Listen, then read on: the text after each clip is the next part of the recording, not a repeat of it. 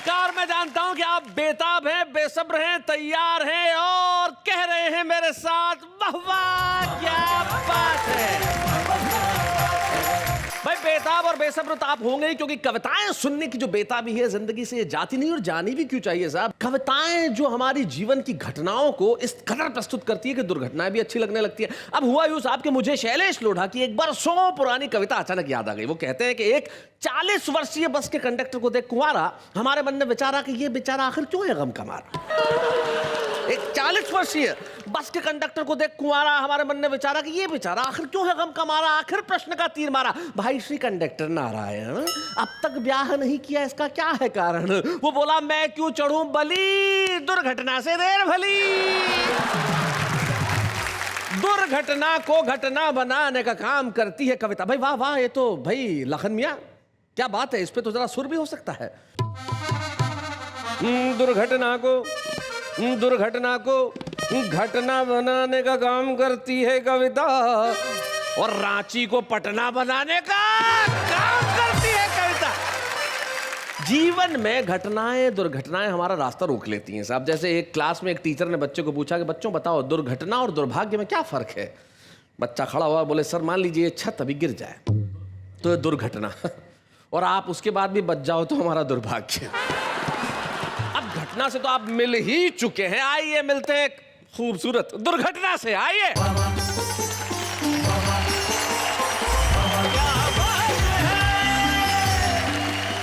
Hello, नमस्कार, आदाब, सत श्री अकाल। मैं आप सबकी प्यारी न्यारी दुलारी नेहा के मेहता आप सबका स्वागत करती हूँ हम सबके शो में जिसका नाम है वाह वाह क्या बात है।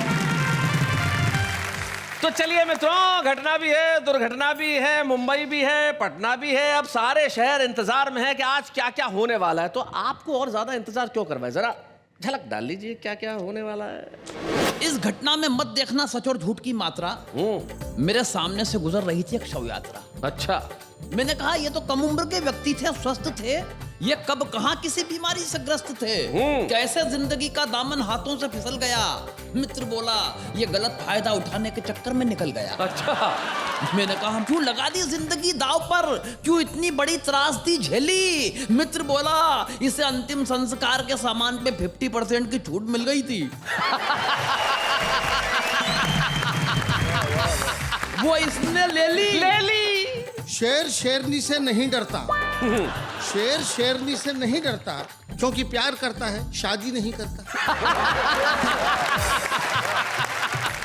आदमी औरत से डरता है क्योंकि प्यार नहीं सिर्फ शादी करता है। भाई क्या बात है। गुरदीप जी के घर जब मैं पहली बार गया, इन्होंने दरवाजा खोला, मुझे देखते ही कहा सुनती हो मक्खन आ गया। अंदर से आवाज आई आ गया, तो मैं क्या करूं, फ्रिज में रख दो। एक दिन हमने पिताजी से पूछा मेरी शादी क्यों नहीं हो पा रही है। सारे यार दोस्त ब्याह गए, मेरी बारी नहीं आ रही है। पिताजी बोले ये तो मंदिर में चढ़ाए तेरे नारियलों का प्रताप है बेटा, जो देवी मैया तुझे इस मुसीबत से बचाए। बहुत अच्छे, बहुत बढ़िया। विस्फोटों के बाद एक बम बच गया जिंदा, तो उसके पास पहुंच गया न्यूज चैनल का ये बंदा। सबसे पहले अपने चैनल पर खबर दिखाने के लालच में हमने जैसे ही टिफिन का ढक्कन हटाया तो बम मुस्कुराया। क्या कहना है। टिक टिक की एक आवाज आई तो हमने कहा क्या जिंदा हो भाई। बम बोला हाँ और तुम भी, बधाई। क्या बात है, वाह वाह वाह वाह, बहुत बढ़िया। हाँ और तुम भी।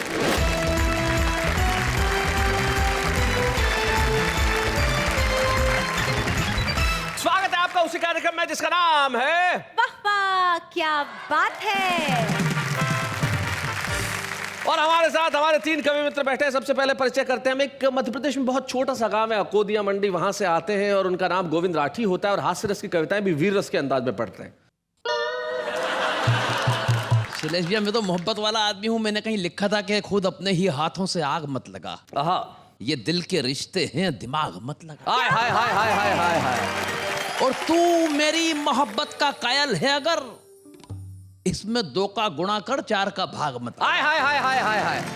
अकोदिया मंडी से हमारे साथ आते हैं गोविंद राठी। उनके पास जो बैठे हैं वो मुरादाबाद से आते हैं और नाम भी बड़ा कमाल का है साहब। इनके बिना जो बीच में बैठे हुए ना कुछ भी संभव नहीं है।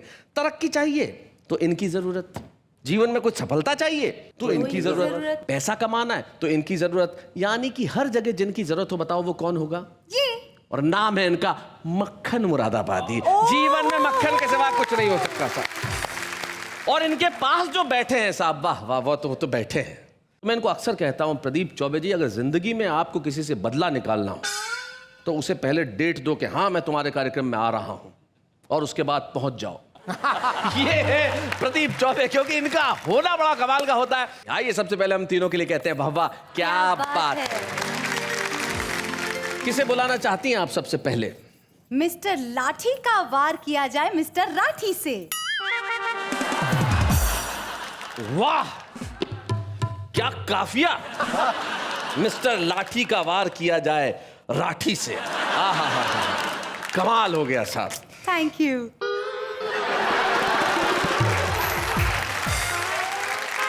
इनका साहित्य उमड़ घुमड़ के बाहर आए, उससे पहले भाई गोविंद राठी आओ। मुझे नहीं, जनता को भी बचाओ। जरा जोरदार तालियां गोविंद राठी के लिए।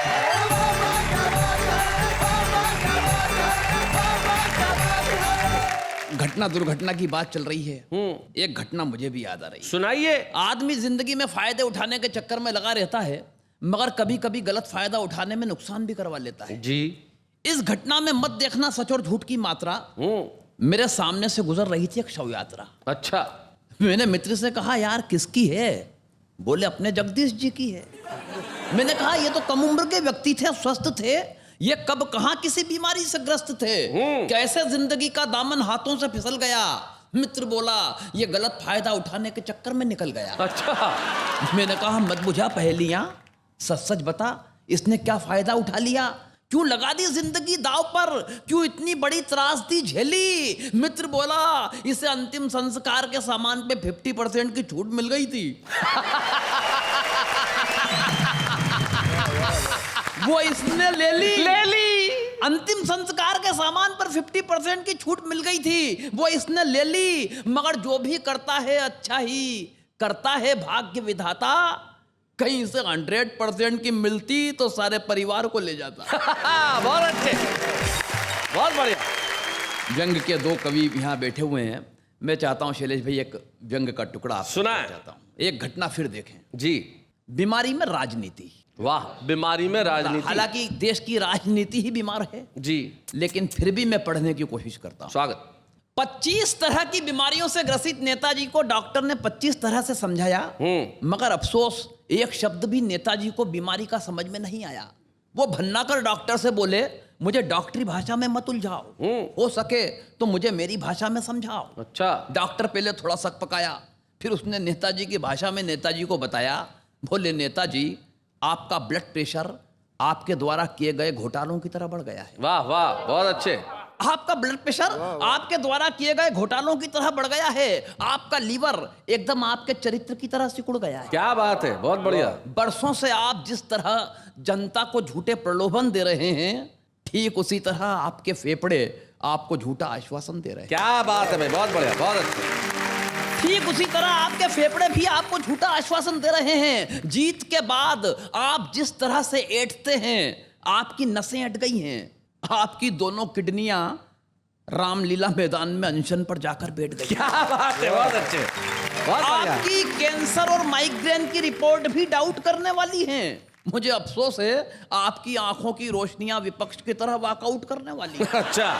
तो पंक्तियां देखिए शैलेश भैया, आपकी नमक हरामी की आदत से शरीर में नमक की तो भरपाई हो गई है। वाह वाह वाह, बहुत मगर अच्छे। चुनावी सभाओं में मीठा मीठा बोलने से आपकी शुगर हाई हो गई। क्या बात है भाई, बहुत बढ़िया गोविंद, बहुत अच्छा। वाह वाह। आपका हीमोग्लोबिन यानी खून कभी भी खत्म होने की शपथ ले सकता है, और आपका हृदय किसी भी दिन मंत्रिमंडल से त्यागपत्र दे सकता भाई वाह, बहुत अच्छे, बहुत बढ़िया, बहुत बढ़िया गोविंद। है। इसलिए कुछ अच्छा कीजिए, कुछ अच्छा सोचिए, जाकर किसी मजबूर, बेबस और लाचार के आंसू पोंछिए। वाह। अंतिम वक्त किसी गरीब के घर नन्हा सा चिराग जलाइए। शहर नहीं चूल्हे जल सकें कोई ऐसी आग जलाइए। वाह वाह वाह, बहुत बढ़िया, बहुत अच्छा। कर जाइए कुछ ऐसा भारत माता का तार तार हो चुका दामन सिल सके।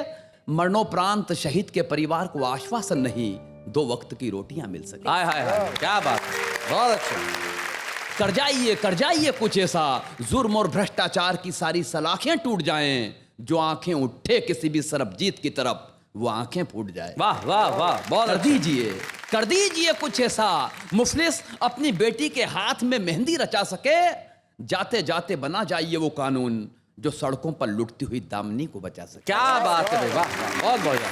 वरना वरना वरना वरना हवा हो जाएगी पल भर में ये जितनी भी शोहरत है, क्योंकि सच तो यह है नेताजी, आपको दवाओं की नहीं दुआओं की जरूरत है। क्या बात है भाई, बहुत बढ़िया गोविंद, बहुत अच्छे।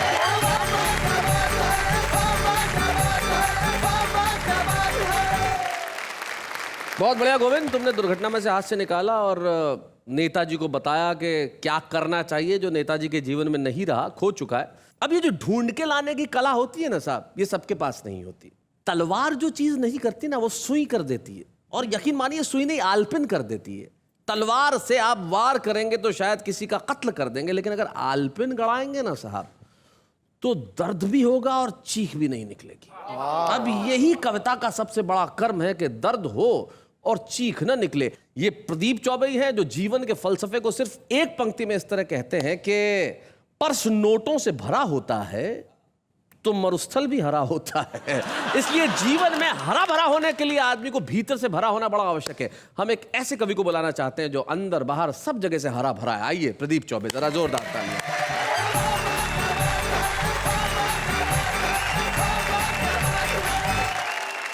इस बार कुछ आलपिने, जैसा कि शैलेश ने बताया जी, आलपिने ये छोटी छोटी कविताएं हैं, उनके मजे लीजिए। सुना है आदमी और जानवर में बेसिक क्या फर्क है? जी। शेर शेरनी से नहीं डरता, शेर शेरनी से नहीं डरता क्योंकि प्यार करता है, शादी नहीं करता।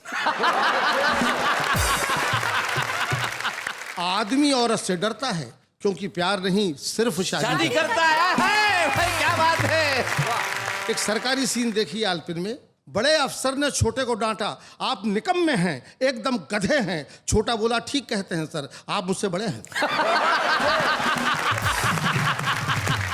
बीवी एक तो जीने नहीं देती, बीवी एक तो जीने नहीं देती, ऊपर से करवा चौथ रखती है, मरने भी नहीं देती। बहुत बढ़िया। कहते हैं कि हर सफल आदमी के पीछे एक स्त्री का हाथ होता है, पुरानी का। थोड़ा आगे बढ़ाया मैंने, हर सफल आदमी के पीछे एक स्त्री का हाथ होता है और असफल के पीछे दूसरी का। मैंने अपने मित्र शहाबुद्दीन से पूछा, हाँ यार बकरा ईद कब है? वो बोला जब आ जाओ। चूहा कहीं भी और अफसर कहीं का भी बिल बना सकता है। हाय हाय, बिल बना सकता है। बहुत अच्छे, क्या बात है। नौजवान प्रेमियों, प्रेम वेम के चक्कर में मत पड़ो, शादी नहीं हुई तो बर्बाद हो जाओगे, और अगर हो गई तो हो ही जाओगे। पागलों के बारे में लोग कहते हैं, पागल को कैजुअल लेते हैं लोग। पागलों के बारे में एक छोटी सी आलपिन सुनो सुनो सुनो। सुनाइए। कितने पागल हैं हम लोग जो पागलों को पागल समझते हैं। वाह वाह वाह, बहुत बढ़िया, बहुत अच्छे प्रदीप जी। कितने पागल हैं हम लोग जो पागलों को पागल समझते हैं। पागलों से पूछिए, वो हमें कुछ नहीं समझते। डॉक्टर के कहने पर मैंने नमक छोड़ दिया, इस जरा सी बात ने मेरे नमक का दिल तोड़ दिया। हाय हाय, क्या बात है। एक दिन लंच पर मेरे कान में बोला, क्यों बे नमक हराम? इस देश में बहुत कुछ है, मगर ये जो कुछ है यही काम का है, बहुत तो बस नाम का है। वाह वाह वाह वाह वाह, बहुत बढ़िया। लोकसभा के अध्यक्ष को स्पीकर कहते हैं अंग्रेजी में जी। और आप देखते हैं लोकसभा का सीन कि वहां पर कितना शोर शराबा होता रहता है, और उसके आगे क्या होता है देखिए। एक बेचारा स्पीकर जिसके मुकाबले 540 लाउड स्पीकर। बहुत बढ़िया। आराम हराम है, बड़ा किसी का बहुत बड़ा नारा है जी। जरा सा बात को आगे बढ़ाया है आलपिन में। आराम हराम है, लेकिन देखता हूं कि हराम में बड़ा आराम है। वाह वाह वाह वाह, बहुत अच्छे, बहुत बढ़िया। सुहाग के लिए सिर्फ एक चूड़ी काफी है। चूड़ी सुहाग का प्रतीक माना जाता है। छोटी सी बात भी है, इस आलपिन ने क्यों जन्म लिया, इस कविता ने क्यों जन्म लिया।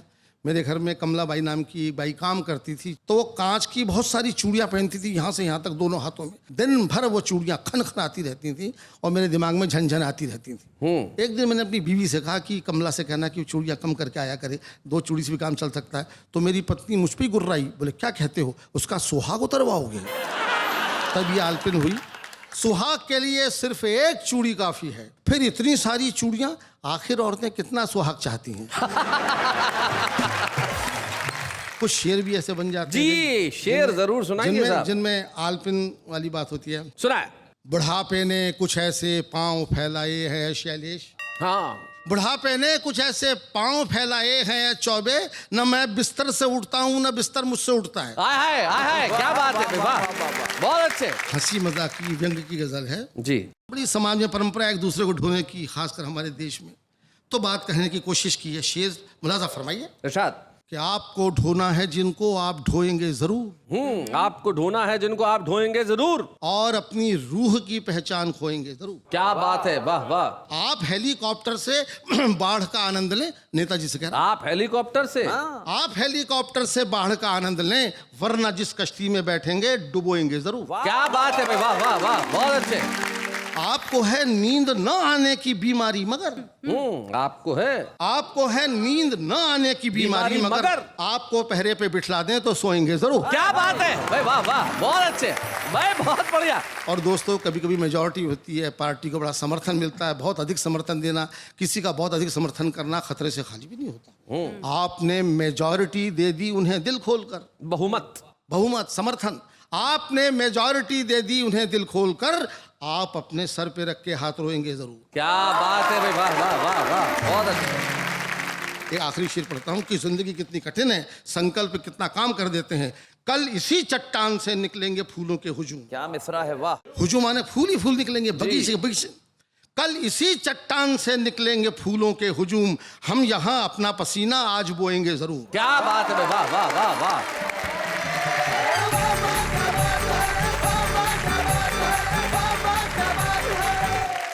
भाई वाह प्रदीप चौबे जी, भाई क्या बात है, बहुत बढ़िया। ये जो जीवन का सच है, छोटी छोटी बातों से सच कितना बढ़िया निकलता है। जैसे क्लास में एक टीचर ने बच्चे से कहा, प्रदीप जी बताओ गन्ने से क्या प्राप्त होता है? बच्चा बोला, सर पता नहीं। अरे बोले, शक्कर कहाँ से मिलती है? बोले, पड़ोसी के घर से। तो ये जो छोटी छोटी चीजें मांगने का आनंद होता है, पड़ोसी के घर से कभी शक्कर मांग ली, कभी चाय की पत्ती मांग ली, कभी दाल मांग लिया, कभी चावल मांग लिया, कभी नमक मांग लिया, और कुछ न मिला तो मक्खन मांग लिया। आइए मक्खन मुरादाबादी जी, जरा जोरदार ताली।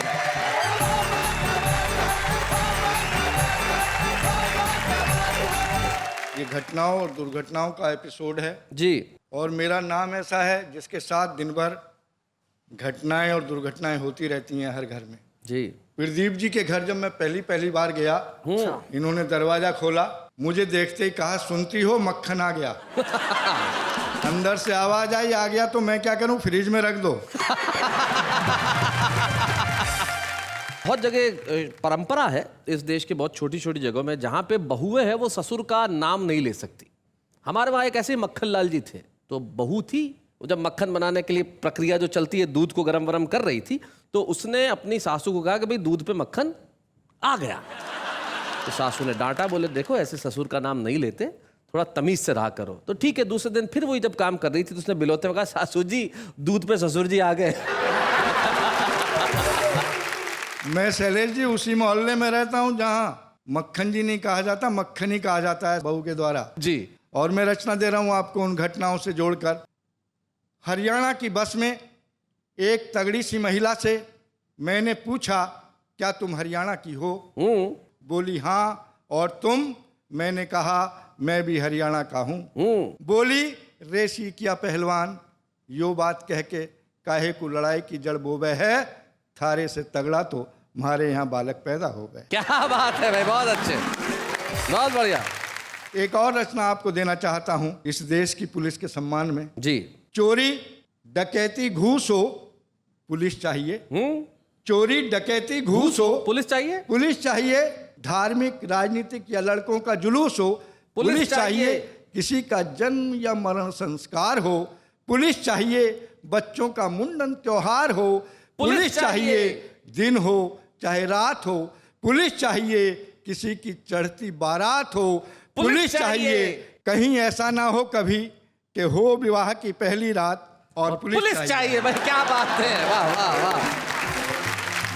एक रचना देना चाहता हूँ। सुना। विवाह होता है, हिंदू धर्म के हिसाब से पंडित जी मुख्य भूमिका निभाते हैं। कभी कभी ऐसा होता है मोहल्ले में शादियाँ बहुत होती हैं, पंडित जी अकेले पड़ जाते हैं। पूरे महीने शादियों में जाग कर आखिरी शादी जो होती है, पंडित जी कभी सोते हैं, कभी जागते हैं, कभी ऊँघते हैं। मंत्र श्लोक रटे रटाएं वो मुंह से निकलते रहते हैं। क्या क्या परिस्थितियां पैदा हो जाती हैं, इस रचना में देना चाहता हूँ जी। विवाह में फेरों के समय पढ़ते हुए मंत्र एवं श्लोक, पंडित जी को आ गई नींद की झोंक। नींद में ऊँघते हुए पंडित जी ने वर से कहा, वधू का हाथ मेरे हाथ पर धरो। वधू का हाथ मेरे हाथ पर धरो। बहुत अच्छे। वर ने कहा, पंडित जी होश में आइए। पंडित जी बोले, ताव मत खाइए। और चेते आपने क्या कहा? याद आई मंत्र की टेक, बोले वर वधू दोनों स्वाहा।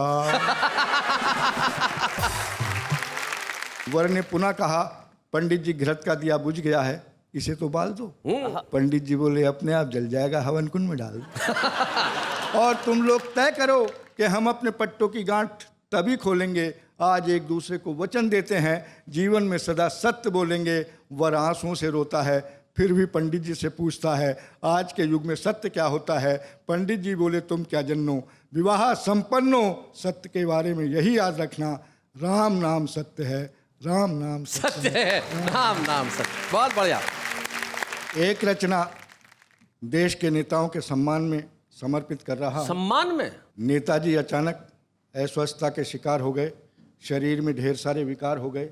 डॉक्टर को बुलवाया, डॉक्टर ने आकर थर्मामीटर लगाया, देखकर टेम्परेचर डॉक्टर रह गया हैरान, 109 डिग्री में भी नहीं मरा। 109 डिग्री में भी नहीं मरा, क्या बात है।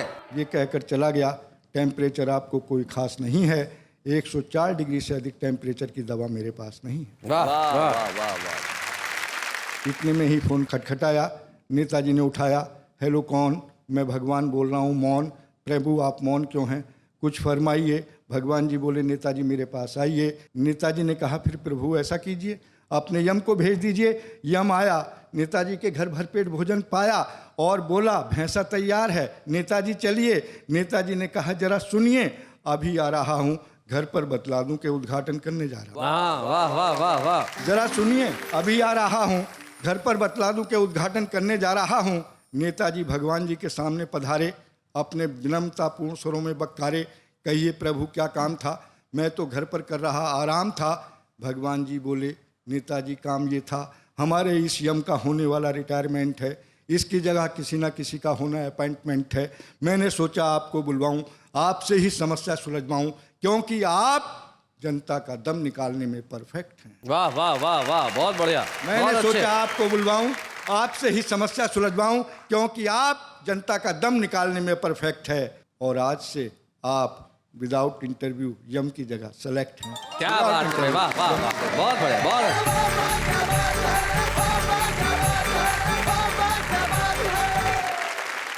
भाई वाह मक्खन जी, जिस तरह इस कविता से आपने नेताओं का सम्मान किया, हम भी आपका सम्मान करते हैं। मतलब कहने का मतलब ये है कि सम्मान अपना अपना है, जैसा करता है, लेकिन आपने पहले पंडित जी से राम नाम सत्य कहलवाया, फिर नेताजी को यम बनाया। तब मुझे एक बड़ा पुराना किस्सा याद आता है कि साहब मर के दो आदमी ऊपर पहुंचे, तो दोनों आपस में बात करने लगे, अपने अपने मौत का कारण पूछने लगे, भाई तू कैसे गया, तू कैसे गया? तो पहला बोला, यार मैं तो क्या है कि भयानक ठंड का शिकार हो गया था, इसलिए हो गया मेरा।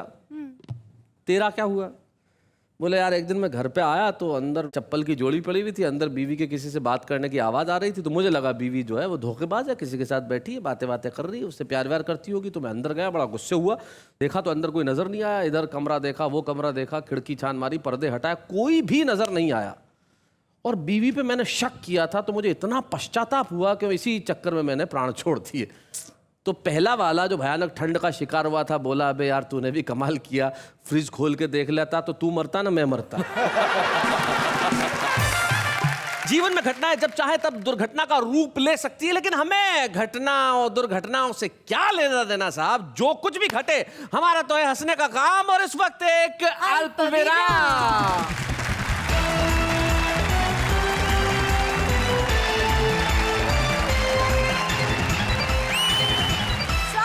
एक बार आपका घटना और दुर्घटना स्पेशल एपिसोड में। तो साथ मिलकर कहिए वाह वाह वैसे शैलेश जी, मेरे मन में एक प्रश्न उठा? वाह, बिठाइए। नहीं पूछ लो। तो पूछिए। हाँ, आप सबके जीवन में घटना घटी तो दुर्घटना भी घटी होगी, तो ऐसी कोई एक दुर्घटना जो आप भूल न पाए हो, हमें बताइए। एक बार ट्रेन में सफर कर रहा था एसी में, एसी बंद हो गया, मैं पिघलने लगा। पिघलने लगा तो टपकने लगा। मक्खन है, पिघलेगा। टपकने लगा तो बहने लगा, बहते बहते सामने की बर्थ तक चला गया। एसी चल पड़ा, मैं वहीं जम गया। क्या बात है। बहुत अच्छे जी। एक चुनाव हारे उम्मीदवार ने हमसे पूछा, बताइए चौबे जी, वोटों और जूतों में क्या फर्क है? जी। हमने कहा, प्यारे लाल, वोट पड़ते हैं तो गिने जाते हैं।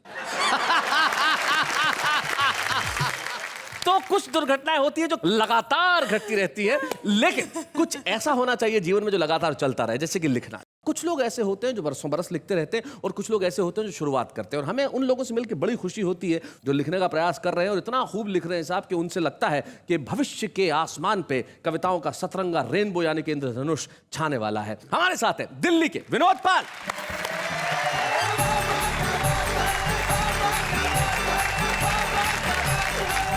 अब दुर्घटना की बात हो रही थी, मैं शैलेश जी छोटा से घर के एक किस्सा बताऊंगा, और ये रियल किस्सा है। जब हम छोटे से थे, हम 3 भाई थे, तो पिताजी कभी कभी महीने में एक बार क्लास लगा लेते थे, लाओ अपना होमवर्क निकाल के लाओ। तो तीनों भाई खड़े हो जाते थे। पापा जी उस वक्त पे किसी किसी दिन में पहाड़े टेबल बीच में से, और जो डॉटिंग टेबल होती है वो सबसे ज्यादा खतरनाक होती है साहब, जो बीच में कहीं से भी पूछ ली जाए। जी। पिताजी ने बड़े भाई से पूछा, नोचोक 27। बीच वाले भाई मंझले भैया बोले, पापा जी 28 होते हैं ना। अब मेरे छोटे होने का फायदा ये था, मैं पीछे जोड़ चुका था। मैं बताऊं? कह रहे अच्छा तू बताएगा, बता 12 चौक कितने होते हैं। ये दुर्घटनाएं होती हैं साहब जी। एक दिन हमने पिताजी से पूछा, मेरी शादी क्यों नहीं हो पा रही है? सारे यार दोस्त ब्याह गए, मेरी बारी नहीं आ रही है। पिताजी बोले, ये तो मंदिर में चढ़ाए तेरे नारियलों का प्रताप है बेटा, जो देवी मैया तुझे इस मुसीबत से बचाए। बहुत अच्छे, बहुत बढ़िया। मैंने पूछा, पिताजी आप इसे मुसीबत क्यों मानते हैं? तो पिताजी ने अपना पास्ट बताया मुझे, और वो पास्ट इस प्रकार से जी। जब से शादी हुई तब से रोता रहा। पिताजी बोल रहे हैं तुम्हारे? पिताजी बोले जी। याद कर बीते दिन खुश में होता रहा, जब से आशिक से मैं बन गया था पति। जब से आशिक से मैं बन गया था पति। साड़ियाँ तेरी माँ की मैं धोता रहा। बहुत अच्छे। और अब आपको एक शेर से जोड़ता हूँ साहब, जो सिर्फ कुंवारों के लिए, और मैं चाहूंगा यहाँ पे कुंवारे उन्माद में रहें जी। कि जमी पे रह के क्यों आसमान ढूंढते हो? सुनो। हाँ, कुंवारी। जमी पे रह के क्यों आसमान ढूंढते हो, पतझड़ में घर बसा के क्यों बागवान ढूंढते हो, और शादी ही हर समस्या की जड़ है प्यारे। अरे कुंवारों क्यों अपनी मौत का सामान ढूंढते? तो मैं अपने जीवन में घटी एक छोटी सी दुर्घटना से आपको जोड़ रहा हूँ साहब जी। हम पिताजी के साथ अपने लिए बहू देखने गए थे। फोटो में तो जच गई थी, अब की बार बहू देखने गए। अच्छा, ये बढ़िया बात है। लड़की वालों के घर पहुंचे तो देखा जब नजारा था, सास सज धज के खड़ी थी मेरी, ससुरा झाड़ू लगा रहा था। अच्छा, घर में सास की चलती थी, एक दृश्य समझा रहा था। सास के तन पे बनारसी साड़ी और लुंगी में ससुर हमारा था, और मेरा होने वाला साला तो गजब ढा रहा था, जोरू का गुलाम बीवी की साड़ियां धो धो के सुखा रहा था। अच्छा। ससुर ने अंदर बुलाया, सोफे पे बिठाया। जैसे ही हम सोफे पे बैठे, मुंह से निकला उई, उठ के देखा तो सोफे पे गड़ी हुई थी सुई। ससुर बोला, बेटे मैंने तेरी सास की साड़ी में फॉल लगाया था, और जल्दबाजी में इस सुई को उल्टा मैंने ही गड़ाया था। क्या बात है। खैर, उसे चाय नहीं मैं कह सकता, हमारे लिए जो आई थी लगता था जैसे चाय नहीं आयुर्वेदिक दवाई थी। और चाय के साथ जो बिस्कुट आए थे, लगता है गलती से परोस दिए, कुत्तों के लिए मंगवाए। एक तरफ तो मेरा ससुर अपनी बकवास बातों से मेरा सिर धुन रहा था, बगल में खड़ा लड़की का जीजा स्वेटर बुन रहा था। इतने में ससुर ने बेटी आ जाओ कहकर आवाज जो लगाई, 2.5 हाथ का घूंघट करके वो लड़की फिर आई। मैंने बोला जी मैं लड़की से अकेले में बात करना चाहता हूँ। हाय हाय, शर्माते हुए, लजाते हुए। ससुर बोला आइए समधी जी मैं आपको अपनी रसोई दिखाता हूँ। रसोई दिखाता हूँ। उनके जाते ही मैंने पूछा हेलो क्या नाम है तुम्हारा? बोली जी पूरा नाम लूसी है हमारा। मैंने कहा जी आपको नहीं लगता कि आपका नाम कुत्ते कुतियाओं से मिलता जुलता है? वो बोली मेरा तो सिर्फ नाम है, आपका तो हुलिया भी मिलता है। हमने अपने आप को संभाला, अगला सवाल उसकी ओर डाला। मैंने कहा कहाँ तक पढ़ी हो ये तो बता दीजिए। वो बोली जितने आप पढ़ चुके उसमें से 12 क्लास घटा दीजिए। मैं बोला क्या मतलब? आप हैं चौथी फेल, फिर भला कैसे होगा आपका मेरा मेल? फिर उसने पूछा आपको किस नाम से जानते हैं? मैं कहा जी बंदे को विनोद पाल के नाम से पहचानते हैं। कह रही बेटा जिस तरह से तू तुक से तुक भिड़ा रहा है मुझको तो कोई छोटा मोटा कवि नजर आ रहा है। मेरे हाँ कहने पर कहने लगी अच्छा वाह वाह क्या बात है बे, कभी कविता सुनाई है? सच सच बता तेरी कविताओं से कितनी कमाई है? मैं बोला है पागल लड़की क्या तेरी समझ में नहीं आता है एक कवि का घर कविताओं से कहाँ चल पाता है? वो बोली वाह बेटे हास्य में व्यंग मार रहा है, कवियों के सामने कवियों की उतार रहा है। फिर तो उसकी इच्छाओं की शुरू हुई बरसात और कुछ ही देर में पता चल गई हमको अपनी औकात। बोली नेता का रिश्तेदार नहीं तू, करता भ्रष्टाचार नहीं तू, पास तेरे एक कार नहीं, ढंग का एक कारोबार नहीं है, कंप्यूटर पे अकाउंट नहीं है, जेबों में अमाउंट नहीं है, कंपनी का मोबाइल नहीं है, कपड़ों में स्टाइल नहीं है, पास तेरे लैपटॉप नहीं है, तेरे संग स्कोप नहीं है। क्या बात है भाई, वाह वाह, बहुत बढ़िया। सर से लेके पांव तक मुझको लकवा मार गया, एक लड़का होकर के मैं मॉडर्न लड़की से हार गया। क्या बात है भाई, वाह वाह। मैंने ताउम्र ना शादी करने का सोच लिया था क्योंकि मैंने शादी का सही अर्थ गुलामी खोज लिया था, क्योंकि मैंने शादी का सही अर्थ गुलामी। क्या बात है भाई, वाह वाह वाह वाह, बहुत बढ़िया विनोद, बहुत अच्छे। आपको इस घटना ने दुर्घटना से बचा लिया, बहुत अच्छा किया, बहुत बढ़िया किया। लेकिन मैं एक बहुत गंभीर बात कहना चाहता हूँ, ये बिल्कुल सच्ची घटना है, मेरे मित्र के साथ हुआ। मेरा मित्र गया लड़की को देखने, लड़की को देखते बोला क्या इंडियन इकोनॉमी के बारे में तुम्हारा क्या ख्याल है? मुझे तो कुछ भी इसके बारे में जानकारी। अच्छा अच्छा अच्छा, व्हाट डू यू थिंक ये डिसइन्वेस्टमेंट होना चाहिए या नहीं, ये जो सरकार इन दिनों कंपनियों के लिए कर रही है? लड़की ने कहा बोले अच्छा अच्छा ये बताओ कि ये जो रुपया गिर रहा है डॉलर के मुकाबले तुम क्या सोचती हो? बोले कुछ भी नहीं सोचती। बोले अच्छा ठीक है, मुझे लगता है तुम्हारा जो लेवल है थोड़ा सा मेरे मुकाबले का नहीं, मैं चलता हूँ। जाने लगा तो लड़की ने पीछे चावा दिया, भैया 1 मिनट, भैया 3 आदमियों के चावल बनाने हो तो कितने कटोरी लगेंगे? क्या बात है? बोले मुझे नहीं पता।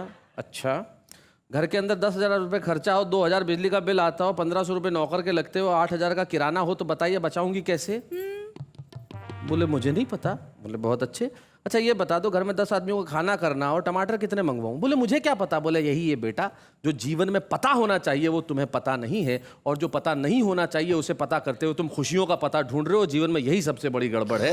खुशियों का पता ढूंढने के लिए आपके पास चीजें बिल्कुल ठीक ठाक होनी चाहिए। लेकिन विनोद पाल, आपने खुशियों का पता ढूंढ लिया है, क्योंकि आप वाह क्या बात है में आ गए और आपने कविता सुनाई और बहुत बढ़िया ढंग से सुनाई। इसलिए खुशियां अपने आप आपका पता ढूंढ लेंगी। इसलिए हम आपको एक छुपे रुस्तम का स्मृति चिन्ह देना चाहते हैं, विनोद पाल। बच्चे हैं या बूढ़े हैं, नर है या नारी है, हंसी देने वालों के सब ही आभारी है, कविता सुनाने वाले अब सबके साथ है। मैं छोटे बच्चों को बता दूं कि विनोद का मतलब होता है हंसी, हास्य, और इन्होंने जीवन में हास्य भरने की कोशिश की है आपके, और यही कोशिश हमारी भी है। यानी कि कुल मिला के विनोद आपके जीवन में भरने का है हमारा काम। लेकिन इस वक्त एक अल्पविराम।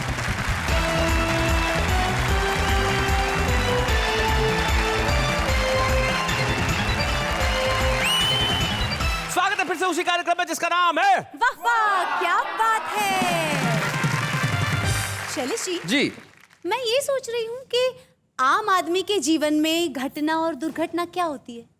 पैदा होता है वो घटना है, उसके बाद तो सारा जीवन ही दुर्घटना है। लेकिन आम आदमी के साथ एक चीज और होती है, वो कविता लिखने की कोशिश करता है, वो एक घटना है, और नहीं लिखी जाती वो एक दुर्घटना है। लेकिन सुनाता है, ये एक बहुत अच्छी घटना है। सुनते हैं। लाल दीवार पर चूने से लिखा हुआ था, लाल दीवार पर चूने से लिखा हुआ था कि यहाँ लिखना मना है।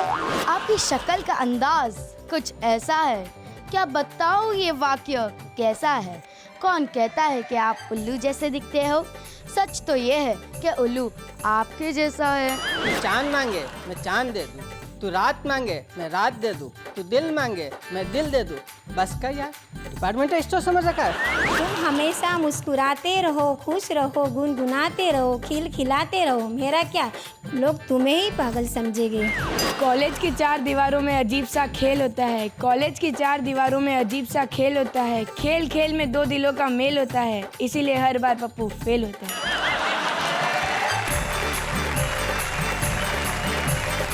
तो भाई ये थे आम आदमी के विचार, आम आदमी की कविता। लेकिन आम आदमी कविताएं लिखे ये तो बड़ी खूबसूरत बात है, लेकिन आम आदमी पर कविताएं लिखी जाए ये इतना आसान नहीं होता।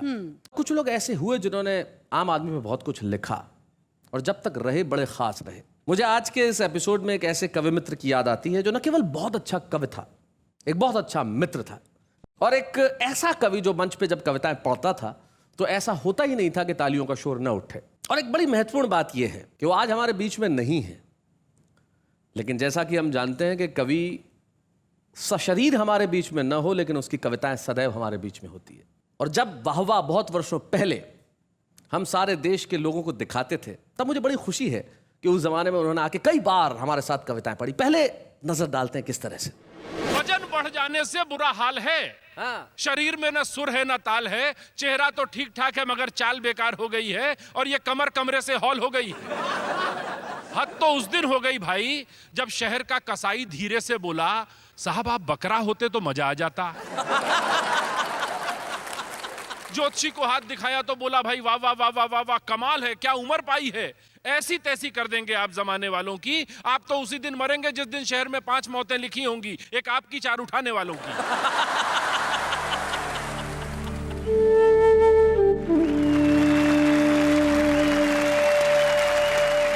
मित्रों, इनका नाम नीरज पुरी है और आज ये शायद एक अजब संयोग है कि जिस तारीख को हम ये एपिसोड शूट कर रहे हैं वो नीरज की पुण्यतिथि।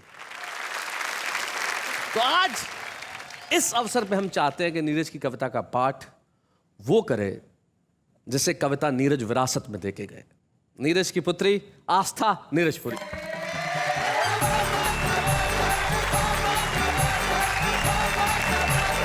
शैलेश जी, जो आजकल बम विस्फोट जगह जगह हो रहे हैं, उन्हीं के ऊपर पापा की एक बहुत ही अलग ढंग की कविता उन्हीं के अंदाज में सुनाने का प्रयास करती हूँ। सुनाओ।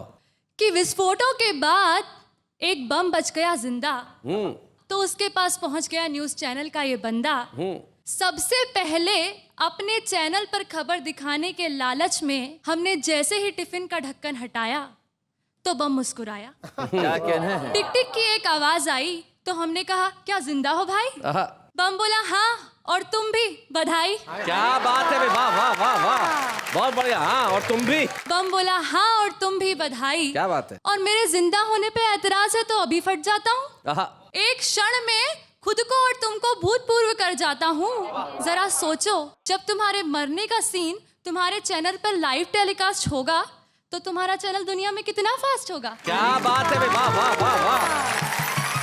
वैसे भी तुमने पूरी घटना का कवरेज कुछ इस तरह से दिखाया कि तुम देश की तरफ थे या आतंकवादियों की तरफ कोई समझ नहीं पाया। क्या बात है, वाह वाह वाह, बहुत बढ़िया। जरा सोचो, जब तुम्हारे मरने की खबर सबसे पहले तुम्हारे चैनल पर आएगी तो तुम्हारे चैनल की टीआरपी कितनी बढ़ जाएगी। वाह। हमने कहा, यार टीआरपी को मारो गोली, यहाँ प्राण सूख रहे हैं, तुम्हें जब फूटना हो फूटो, हम तो घर को फूट रहे हैं। पर चलते चलते एक बात तो बताओ बम भैया, तुम्हारे साथियों ने खूब मनाया आतंक का त्योहार, सैकड़ों लोगों को दिया मौत के घाट उतार, पर तुम क्यों नहीं फटे? मासूमों की जान लेने का अपना इरादा तुमने कैसे बदल दिया? बम बोला, बेवकूफ, ध्यान से देख, मुझ पर लिखा हुआ है मेड इन इंडिया। क्या बात है, वाह वाह वाह, बहुत अच्छे, बहुत बढ़िया। वो तो कुछ गद्दार मुझे बेच आए, इस बात से मेरा अंतस बुझ गया है, वरना ये मत समझना कि मेरी आग ठंडी पड़ गई है, मेरा बारूद चूक गया है। क्या बात है, वाह वाह। अरे दूसरे बम तो थे ही उन देशों के, वे फटते न फटते उन्हें क्या फर्क पड़ना था। वे तो थे ही उन देशों के जिन्हें नफरत का इतिहास नया गढ़ना था, मगर मैं अपनों का होकर ही अपनों पर फट जाऊंगा, तो मुझे लगा कि मैं अपनी ही नज़रों में गिर जाऊंगा। क्या बात है बेटा।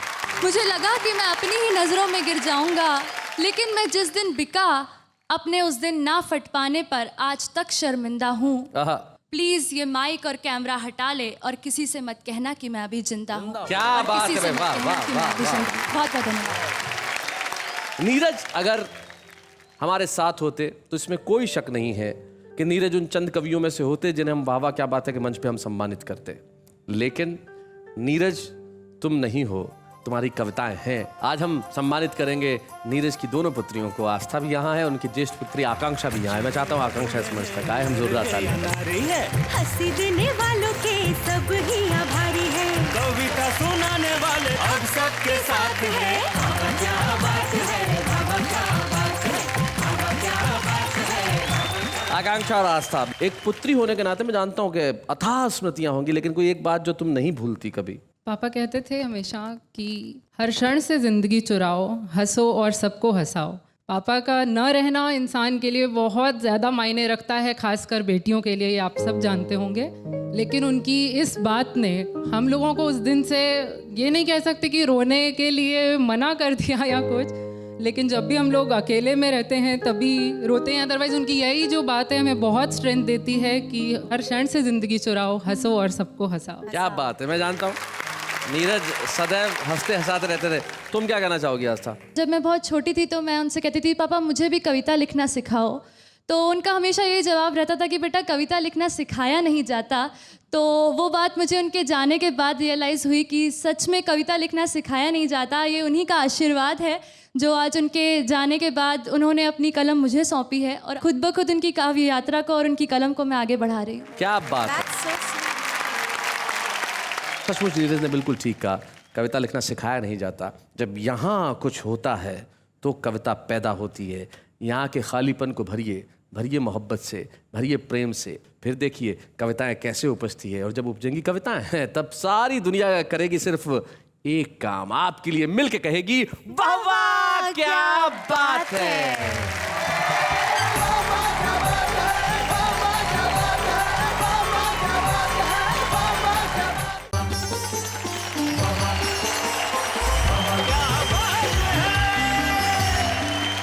नमस्कार प्यार भरा, नमस्कार कविता भरा। जिंदगी के अंदर साहब अगर कविताएं नहीं होती तो आप और हम क्या करते, हंसी नहीं होती तो कहाँ जाते, कभी इधर कभी उधर। वैसे ये जो इधर उधर है ना साहब, बड़ी कमाल की चीज़ है। जैसे एक लड़का, जवान लड़का एक मनोचिकित्सक के पास आया, साइकेट्रिस्ट, और कहने लगा डॉक्टर साहब मेरा दम घुटता है आजकल। बोले क्यों, क्या हुआ क्या? बोले मैं 6 बाई 6 के कमरे में रहता हूँ, मेरे 7 भाई बहन साथ में रहते हैं, और दिक्कत ये है साहब कि मेरे एक भाई के 12 कुत्ते हैं और एक भाई की 12 बिल्लियाँ हैं। अगर ये सब इसी तरह चलता रहा तो मेरा दम घुट जाएगा, मैं कैसे रहूँ उस कमरे में? तो डॉक्टर बोले तुम्हारे कमरे में खिड़की नहीं है? बोले है सर है खिड़की। तो भाई उसे खोल क्यों नहीं देते, दम नहीं घुटेगा? तो बोले मेरे 12 कबूतर उड़ नहीं जाएंगे। लेकिन जिंदगी के अंदर हम इधर से उधर से न जाने किधर से, लेकिन हर जगह से उठाएंगे हंसी, खुशी और कविताएं, और आप कहेंगे मेरे साथ वाह वाह क्या बात। वैसे कई लोग इधर की उधर करने में बड़े माहिर होते हैं। चलिए देखते हैं, उधर से किसी को इधर बुलाते हैं, जरा जोरदार तालियां।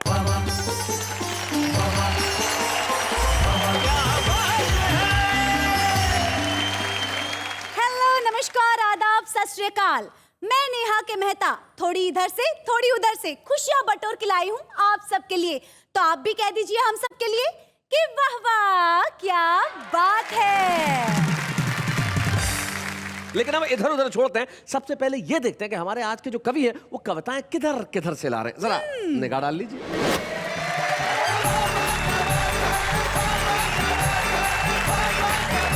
राकेश भाई वेलकम वेलकम।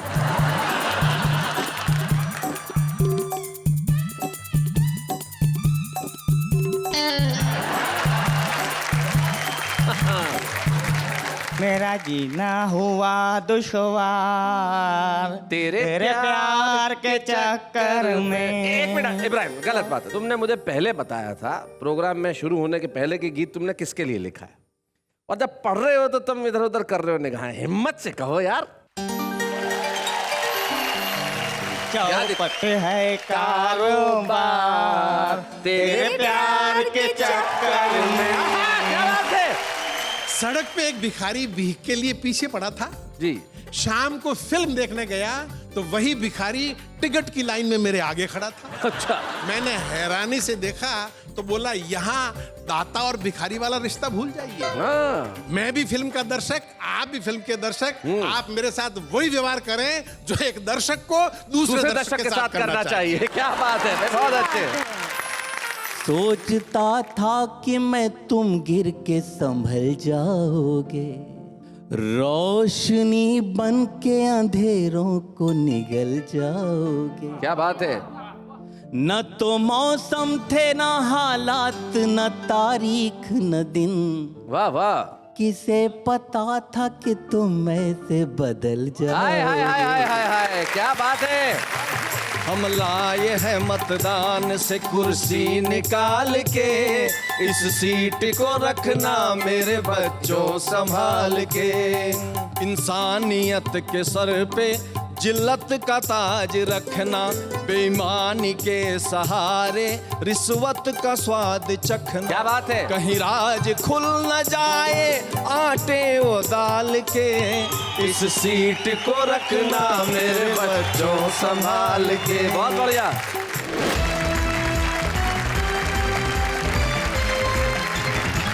क्या बात है। सब हमारे कवि मित्र जो तीनों यहाँ बैठे, सबसे पहले हम उनका स्वागत करते हैं। तीनों ही मेरी ओर देख के मुस्कुरा रहे हैं और ऐसा लगता है जैसे कोई फोटो सेशन चल रहा है। जो बीच में हमारे ये व्यवस्थित अवस्थित हैं जो हाथ जोड़ रहे हैं। नेहा जी नमस्ते। नमस्ते। जी जी जी जी। ये आशकरण अटल हैं, हास्य रस के एक अद्भुत कवि हैं और इन्होंने जीवन में जितना अद्भुत हास्य लिखा है, विभिन्न विषयों पे लिखा है, उतना किसी ने नहीं लिखा, इसमें कोई शक नहीं। आशकरण अटल, हम स्वागत करते हैं।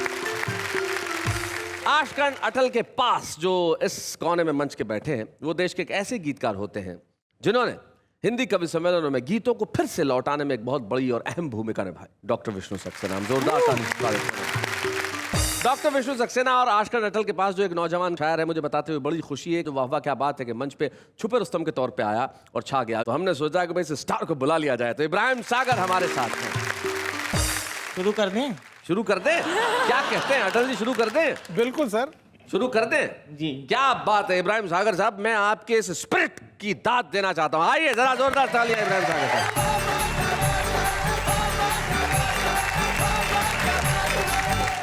कुछ नए कलाम आपके सामने पेश कर रहा हूँ। जी इरशाद। अर्ज किया है कि हाथ पाँव ना चले तो मुंह चलाना चाहिए। अच्छा। हाथ पाँव ना चले तो मुंह चलाना चाहिए, वरना यारो दुम दबाकर भाग जाना चाहिए। राजनीति में तुम्हें घर चाहिए ऊंचा मुकाम, राजनीति में तुम्हें घर चाहिए ऊंचा मुकाम, लीडरों के आगे पीछे दुम हिलाना चाहिए।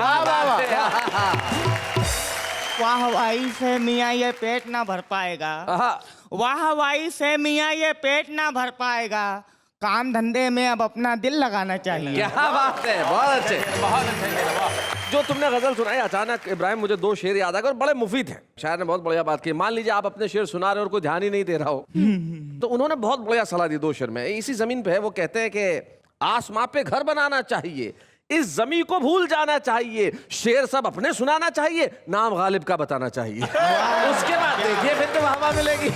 बहरहाल समाज फरमाइए। जी इरशाद। मैं थोड़ी तमहीर मानना चाहूँगा कि मिर्ज़ा गालिब की एक बहुत मशहूर गज़ल है, मैंने उसका पोस्टमार्टम किया है उनके रूह से मुआज़र के साथ। मिर्ज़ा गालिब ने कहा था कि कोई उम्मीद पर नहीं आती, कोई सूरत नज़र नहीं आती, पहले आती थी हाल दिल पे हंसी, अब किसी बात पर नहीं आती, मौत का एक दिन मुअय्यन है, नींद क्यों रात भर नहीं आती, काबा किस मुंह से जाओगे गालिब, शर्म तुमको मगर नहीं आती। समाज फरमाइए इसका पोस्टमार्टम। हसल इस पे वो पड़ोसन नजर नहीं आती, वो पड़ोसन नजर नहीं आती, कोई उम्मीद पर नहीं आती, पहले हर बात पे वो आती थी, पहले हर बात पे वो आती थी, अब किसी बात पर नहीं आती। पहले हर बात पे वो आती थी, अब किसी बात पर नहीं आती, मैं भी अब उसके घर नहीं जाता, मैं भी अब उसके घर नहीं जाता, वो भी मेरे घर नहीं आती। अब वो रखने लगी है मोबाइल। जी अब वो रखने लगी है मोबाइल, इसलिए डाकघर नहीं आती। तुमसे शर्मा रही है बेशर्मी, तुमसे शर्मा रही है बेशर्मी, शर्म तुमको मगर नहीं आती। क्या बात है। मैंने खाई है नींद की गोली, मैंने खाई है नींद की गोली, नींद क्यों रात भर नहीं आती। वाह वाह वाह वाह वाह, बहुत अच्छे। अब सामाइन कराम मैं चाहूंगा एक छोटा सा गीत आपकी खिदमत में पेश कर दूं। जी।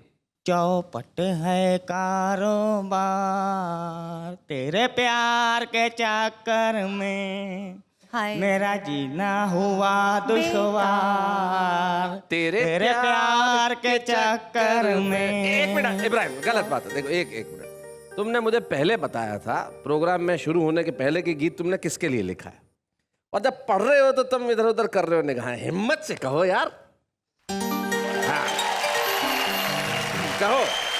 चौपट है कारोबार तेरे प्यार के चक्कर में, क्या बात है। मेरा जीना हुआ दुश्वार तेरे प्यार के चक्कर में। ये प्यार तो अंधा होता है, नजर आता है। नुकसान का धंधा होता है, नुकसान का धंधा होता है। ये प्यार तो अंधा होता है, नीलाम हुआ घर बार तेरे प्यार के चक्कर में। चौपट है कारोबार तेरे प्यार के चक्कर में। राजा से भिखारी बन बैठा, रास्ते का मदारी बन बैठा, रास्ते का मदारी बन बैठा, राजा से भिखारी बन बैठा। मैं चुनने लगा भंगा तेरे प्यार के चक्कर में। चौपट है कारोबार तेरे प्यार के चक्कर में। मेरी लाइफ उजड़ी उजड़ी है, मेरी वाइफ उखड़ी उखड़ी है, मेरी वाइफ उखड़ी उखड़ी है, मेरी लाइफ उजड़ी उजड़ी है, मेरा उजड़ा घर संसार तेरे प्यार के चक्कर में। चौपट है कारोबार तेरे प्यार के चक्कर में। कहने को मेरे साले हैं, तेरे भाई पुलिस वाले हैं, तेरे भाई पुलिस वाले हैं। कहने को मेरे साले हैं, मैं जेल गया 100 बार तेरे प्यार के चक्कर में। चौपट है कारोबार तेरे प्यार के चक्कर में। पैगामे करिश्मा भी आया, पैगामे करीना भी आया, पैगामे करिश्मा, पैगामे करीना भी आया, पैगामे करिश्मा भी आया। सागर ने किया इनकार तेरे प्यार के चक्कर में। हाय हाय हाय हाय।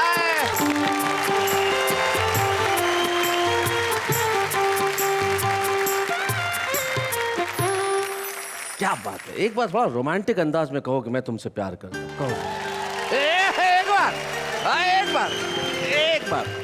और वो किया है कि उनकी पहली नजर का असर देखना, टुकड़े टुकड़े हुए दिल जिगर देखना। इस तरफ दिल है और उस तरफ दिलरुबा, आप इधर देखना या उधर देखना। अपने आंचल में चेहरा छुपा लीजिए, लग न जाए किसी की नजर देखना। क्या बात है। और देखते देख लेना कोई दूसरा, देखते देख लेना कोई दूसरा, इसलिए हर तरफ देखकर देखना। क्या बात है। हाय हाय हाय हाय हाय।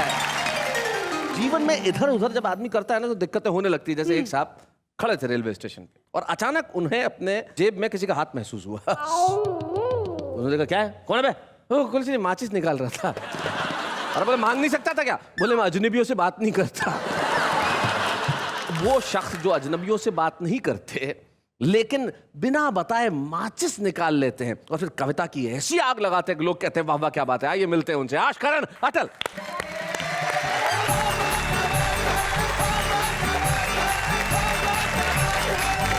एक छोटी सी रचना चरित्रों के माध्यम से। जी। शीर्षक है साजन और सावन। साजन और सावन। और अक्सर सावन आता तो सजनी को सावन भी चाहिए, पता नहीं दोनों एक साथ क्यों चाहिए जी। एक छोटा सा चित्र देखिएगा कि गांव में टीचर बैठी सुस्ता रही थी और एक गीत गा रही थी, ओ सावन के बदरा आए नहीं हमारे सजना अब के नहीं बरसना। अच्छा। आए नहीं हमारे सजना अब के नहीं बरसना। मुखिया जी टीचर के पास दौड़े और हाथ जोड़े कि इतना सा काम आप हमें क्यों नहीं बताते हैं, हम आपके सजना को कान पकड़ के ले आते हैं। टीचर बोली, ये क्या बला है, मेरा सजना आए या ना आए ये मेरा व्यक्तिगत मामला है। सही बात है। मुखिया जी बोले, भाड़ में जाए आपका सजना, हमें उससे क्या करना, पर सावन तो आपका व्यक्तिगत नहीं है। सही बात है। आप उससे क्यों कहती हैं कि अब के नहीं बरसना, सूखा पड़ जाएगा, बच्चे हमारे भूखों मरेंगे, आपके सजना के बाप का क्या जाएगा। बहुत अच्छे। और हमें तो आपके सजना के लक्षण अच्छे नहीं लगते। हाँ। हमारी तो किस्मत ही खराब है, पिछले साल कीड़े फसल खा गए थे, इस बार आपका सजना मरवाएगा। नहीं, हम ये जोखम नहीं उठा सकते। आपका सजना सावन में नहीं आए तो भादों में जाएगा, भादों में नहीं आए तो उसके अगले महीने आ जाएगा, लेकिन सावन का बदरा अगर सावन में नहीं बरसा तो गजब हो जाएगा। आपसे हाथ जोड़ के विनती है, गांव के गरीबों पे रहम खाइए और हो सके और चल सके तो एक बार सावन में बिना साजन के काम चलाइए। एक बार सावन बिना साजन के काम चलाइए। एक और चरित्र आपके सामने रख रहा हूं और वो है भिखारी का चरित्र। जी, भिखारी से मुझे याद आया, अटल जी जब मुंबई में पहली बार आए थे तो इनका एक परमानेंट भिखारी था जो इन्हीं से भीख लेता था। तो भिखारी ने एक दिन ये सवाल कर लिया, बोले सर आप क्या, मेरे को 3, 4, 5 साल से मैं आपसे भीख मांग रहा हूँ, आप 20 रुपए से 5 रुपए पे आ गए। तो इन्होंने कारण बताया, बोले पहले अकेला था तो दे देता था, फिर शादी हो गई, अब 2 बच्चे भी है। भिखारी बोला सर आपको शर्म नहीं आती, मेरे पैसों पे अपना खानदान चला है। तो ऐसे भिखारी की कविता सुनाने जा रहे हैं आष्टकरण अटल। इसका शीर्षक है भिखारी नंबर 1। भिखारी नंबर 1। सड़क पे एक भिखारी भीख के लिए पीछे पड़ा था जी। शाम को फिल्म देखने गया तो वही भिखारी टिकट की लाइन में मेरे आगे खड़ा था। अच्छा। मैंने हैरानी से देखा तो बोला, यहाँ दाता और भिखारी वाला रिश्ता भूल जाइए। मैं भी फिल्म का दर्शक, आप भी फिल्म के दर्शक, आप मेरे साथ वही व्यवहार करें जो एक दर्शक को दूसरे दर्शक के साथ करना चाहिए। क्या बात है, बहुत अच्छे। अब ये बताइए कि आपने जो मुझे पैसे दिए थे वो इन्वेस्ट किए थे कि दान में दिए थे? भिखारी पूछ रहा है। अगर इन्वेस्ट किए थे तो उसका रिटर्न है 10 लाख गुना। आपने वो गाना नहीं सुना, गरीबों की सुनो वो तुम्हारी सुनेगा, तुम 1 पैसा दोगे वो 10 लाख देगा। आपने 25 पैसे दिए हैं, 25 को 10 लाख से गुना कीजिए और घर जाके पॉलिसी के मैच्योर होने का इंतजार कीजिए। बहुत अच्छे। और अगर दान में दिए थे तो बदले में घर भर के लिए दुआएं लीजिए। भिखारी की दुआओं में होता है बहुत असर। आपका अपना उदाहरण आपके सामने है सर। उसी चौराहे पर मेरे बाप ने आपके बाप से 1 पैसा भीख ली थी। अच्छा। बदले में आपके बाप को दुआ दी थी कि जा तेरा नालायक बेटा लायक बने। आप बने कि नहीं बने? बदले में ऐसे कई उदाहरण हैं। आज आप जो कुछ हैं अपने बाप नहीं मेरे बाप के कारण है। भाई बहुत बढ़िया, बहुत अच्छे। और जाते जाते एक सटायर, एक व्यंग देखेगा जी। चुनाव हमारे देश में होते रहते हैं। गांव में नई सड़क बनते देखकर और गली के नुक्कड़ वाली पंचायत की बत्ती जो हमेशा बुझी रहती थी आज जलते देखकर एक बुढ़िया ने सरपंच से पूछा, बेटा चुनाव होने वाला है क्या? वाह वाह, बहुत अच्छे। बेटा चुनाव होने वाला है क्या? अभी 2.5 साल पहले ही तो हुआ था। तो सरपंच ने हाँ में सिर हिलाते हुए बुढ़िया से कहा, ये सब दल बदलुओं के कारण हुआ। उन्होंने दल बदल कर सरकार गिराई, इसलिए चुनाव से पहले चुनाव की नौबत आई। क्या बात है। बुढ़िया ने पंचायत की जलती हुई बत्ती को देखा, नई बनती हुई सड़क को याद किया और देश के हर दल बदलू नेता को सच्चे मन से आशीर्वाद दिया, जुग जुग जियो, बार बार दल बदलो, तुमने हम पर बड़ी कृपा की है। ये पंचायत की बत्ती जो 5 साल बाद जलने वाली थी तुमने 2.5 साल में जलवा दी। क्या बात है, वाह वाह अटल जी, वाह वाह।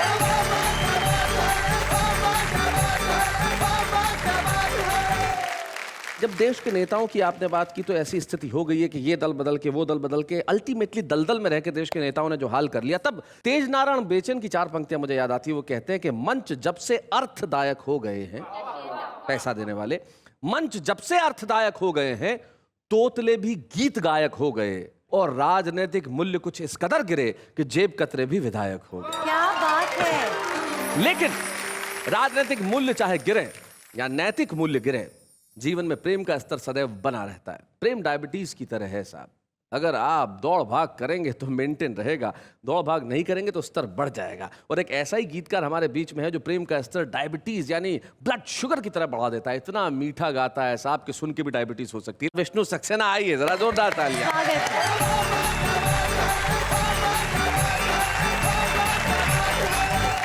दोस्तों, आज इधर उधर की बातें बहुत हो रही हैं। जी विष्णु जी, आज इधर उधर की बातें हो रही है, लेकिन विष्णु सक्सेना के लिए एक बात मैं कहना चाहता हूं कि ये इधर उधर की बातें नहीं करता, सिर्फ इधर की बात करता है, अधर की बात करता है, दिल की बात करता है, मोहब्बत की बात करता है, जिगर की बात करता है। तो आइए विष्णु सक्सेना को सुनते हैं।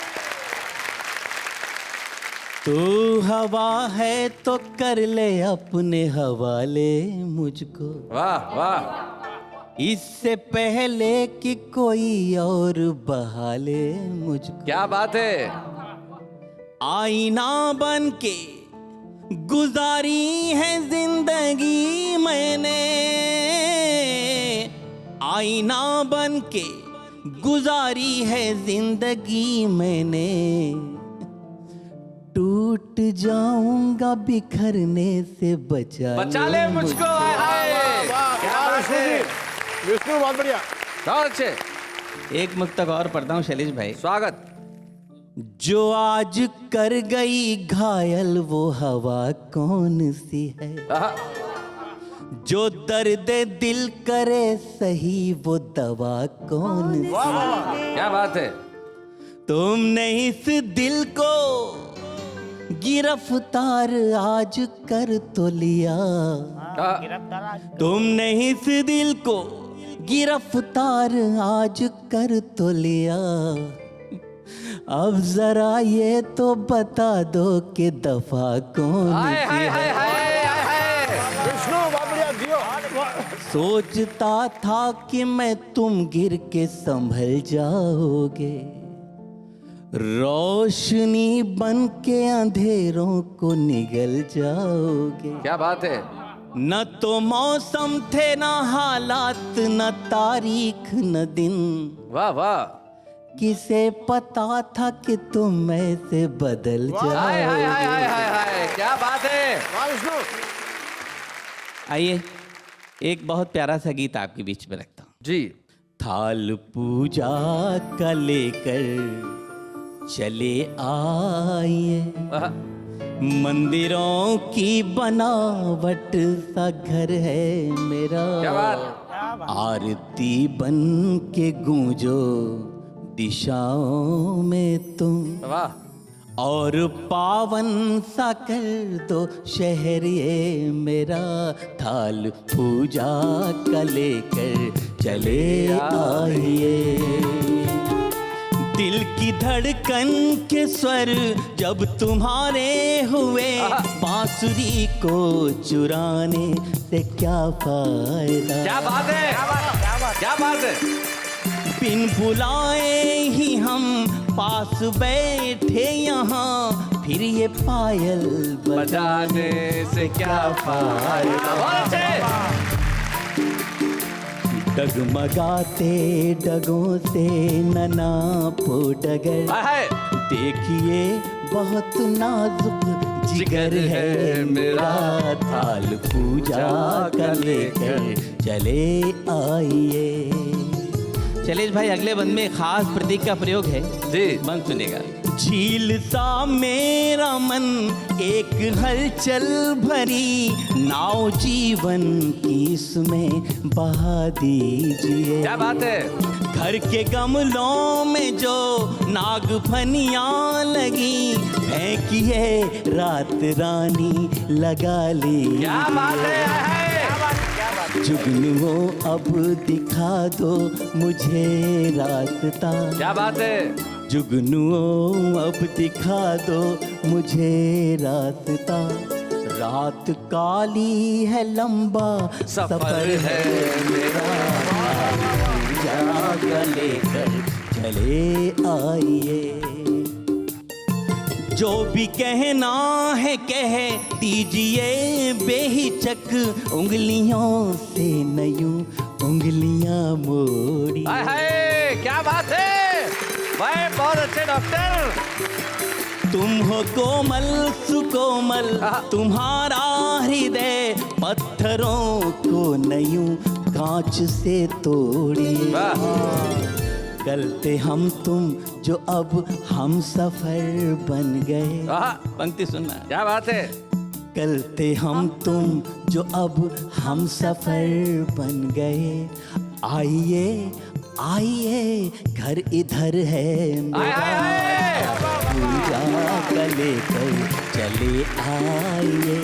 मंदिरों की बनावट सा घर है मेरा, क्या बात है। आरती बन के गूंजो दिशाओं में तुम, और पावन सा कर दो शहर ये मेरा, थाल पूजा का लेकर चले आइए। चले क्या बात है। चले भाई वाह वाह वाह वाह क्या बात है भाई, वाह वाह बहुत बढ़िया, बहुत अच्छा।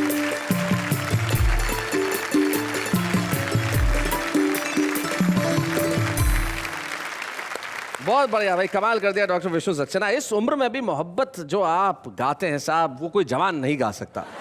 मेरा कहने का मतलब आपकी हसरतें अभी भी जवान हैं, और आपका एक जवान बेटा है जो टीवी देख रहा होगा, और उसे जब आप ये शिक्षा घर में ही देते हैं कि उंगलियों से उंगलियों को न मोड़िए, और बड़ा नाजुक सा, ऐसा बाप भगवान सबको दे। मतलब क्या बाप है जो अपने बेटों को मोहब्बत के तरीके सिखाता है। लेकिन बहुत बढ़िया गीत आपने सुनाया कि जो हम अलग अलग थे अब हम सफ़र हो गए। तब मुझे एक बड़ी पुरानी पंक्ति याद आती है कि उसे कौन समझाए वक्त बदल जाता है, अंदाज नहीं बदलता। उसे कौन समझाए कि वक्त बदल जाता है, अंदाज नहीं बदलता। हम सफर बदल जाते हैं, हमराज नहीं बदलता। वाह वाह वाह। इसलिए हम सफर के साथ जरूर चलिए, लेकिन हमराज को मत भूलिए। मोहब्बत के बदले में मोहब्बत ही हो इनाम, लेकिन इस वक्त एक अल्प विराम।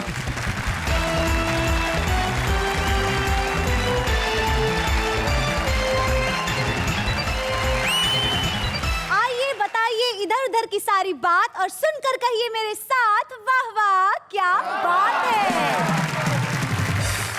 चलिए जवाब दीजिए मेरे प्रश्न का कि आपकी जिंदगी में भी कभी बात इधर चल रही हो और उधर से मोड़ लेके इधर आए, ऐसा कोई किस्सा हुआ होगा? मैंने जिंदगी में कभी इधर उधर की बातें की ही नहीं। ये जो नदिया के दो किनारे हैं, दरअसल प्यार के ही मारे हैं। फिर किसी मोड़ पर मिले शायद, क्या बात। झूठी उम्मीद के सहारे हैं। हाय हाय हाय। झूठी उम्मीद के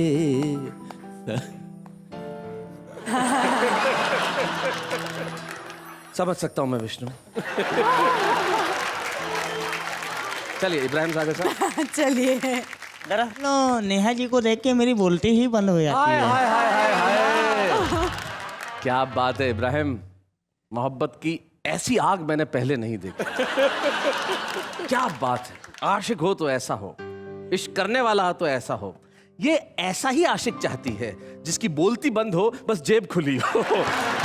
चलिए इधर उधर की बातें तो न जाने हम कब तक करते रहेंगे, लेकिन आप एक बात अच्छी तरह से जानते हैं कि हम न जाने किधर किधर से कविताएं और कवियों को ढूंढ के लेके आते हैं। तो बहुत विनम्रता के साथ मैं बुलाता हूं दिल्ली के विनय विनम्र, हमारे आज के शुभ रुस्तम।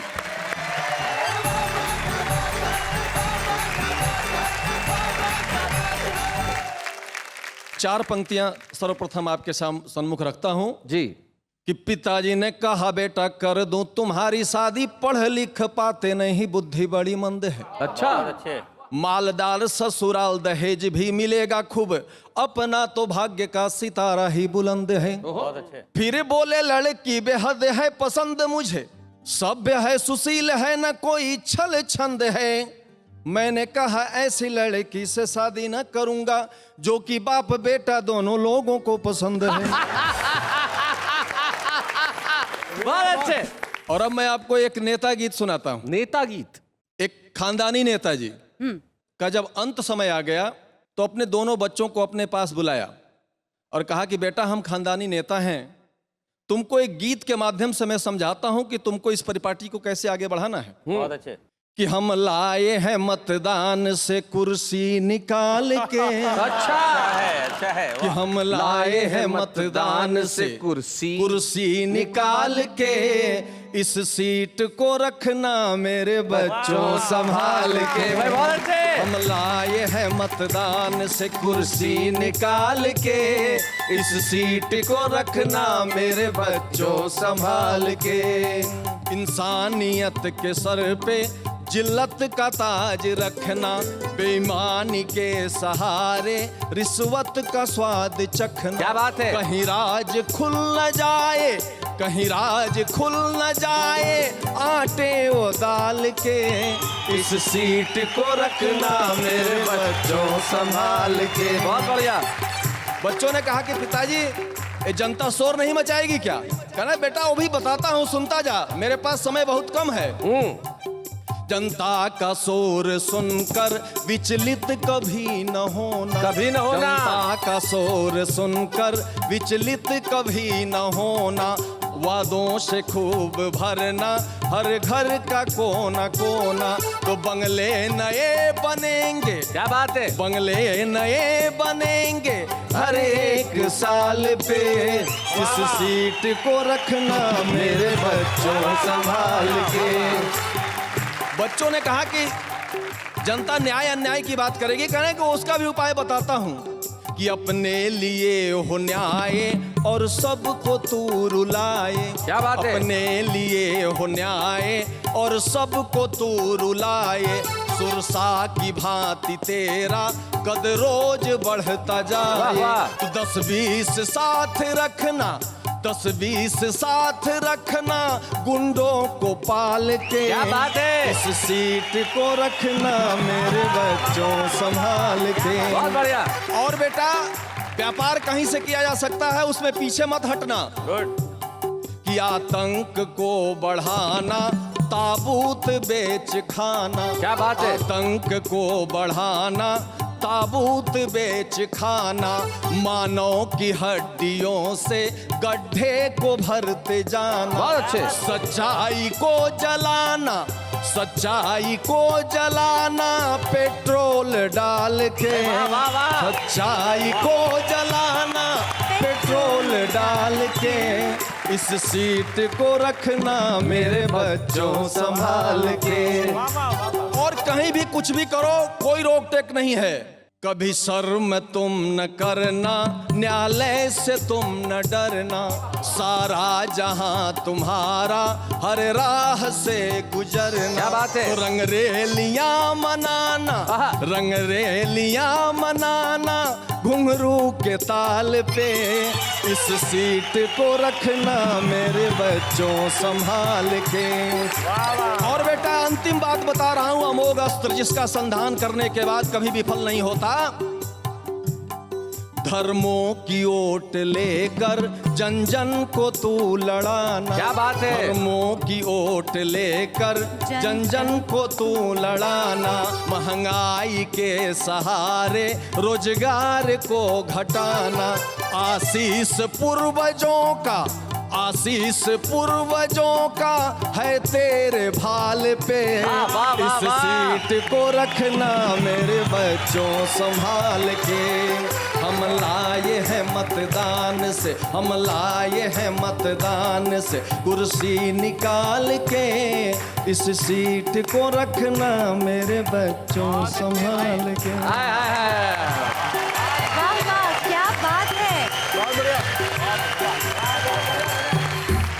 भाई, क्या बात है विनय, बहुत बढ़िया ढंग से तुमने अपना गीत पढ़ा। और आज के बाद अब देश में आप जहां भी जाएंगे, लोग आपसे पूछेंगे भाई आप, और आप कहेंगे जी हाँ, अब मेरा नाम लिखा है कवि सम्मेलन की हर रात पे हम लाए हैं ट्रॉफी निकाल के। वाह वाह क्या बात से। तो हम एक ट्रॉफी छुपे रुस्तम की आज आपको प्रदान करना चाहते हैं। बच्चे हैं या बूढ़े हैं, नर है या नारी है, हंसी देने वालों के सब ही आभारी है, कविता सुनाने वाले अब सबके साथ है। बाबा क्या बात है, बाबा क्या बात। जैसा इनका नाम वैसा इनका स्वभाव।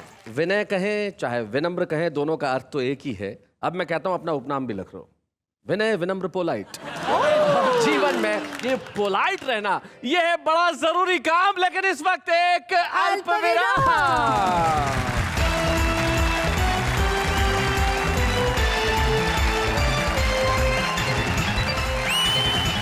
स्वागत है फिर से वाह वाह क्या बात है। आज हम इधर उधर न जाने किधर किधर की बातें कर रहे हैं, लेकिन जिधर की भी बातें कर रहे हैं वो आपके दिलों तक पहुंच रही है, हम अच्छी तरह से जानते हैं। अब ये जो इधर उधर की बातें होती है ना वो बड़ी कमाल की होती है, लेकिन जो इधर उधर की शायरी होती है वो और कमाल की होती है। विष्णु सक्सेना, आपने इधर उधर की शायरी कहीं पढ़ी है ट्रकों वकों के पीछे? हाँ, मैंने काफी ट्रक पढ़े हैं जी, और बड़ी उनका साहित्य अलग है ट्रक वाला। बिल्कुल बिल्कुल। जैसे कि लटक मत पटक दूंगी। हाय हाय लटक मत पटक दूंगी, हाय हाय क्या बात है। इससे मुझे अटल जी याद आ गए जरा। हाँ, एक शेर मैंने पढ़ा है ट्रक के पीछे, और आपको याद होगा मनर जी सुनाया करते थे उसे बड़े प्यार से। लिखा होता अक्सर के बुरी नजर वाले तेरा मुंह काला, लेकिन मनर जी ने उसको बदल डाला कि बुरी नजर वाले तेरे बच्चे जिए। बुरी नजर वाले तेरे बच्चे जिए और बड़े होके तेरा खून पिए। भाई क्या बात है, बहुत अच्छे। अटल जी और विष्णु सक्सेना जी, आपने जो इधर उधर की शायरी सुनाई, देश भर में ऐसी शायरी बहुत होती है और हम सोचते हैं कि भाई कवि होने के लिए आपकी तरह होना आवश्यक नहीं है, इस तरह के कवि भी होते हैं।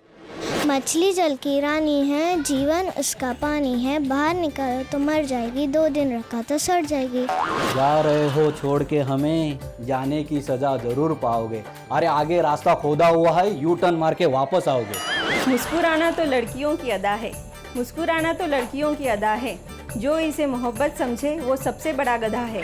कपड़े सिलवाने हो तो ढूंढ लो दर्जी, कपड़े सिलवाने हो तो ढूंढ लो दर्जी, टार्जन बन के रहना है तो आपकी मर्जी।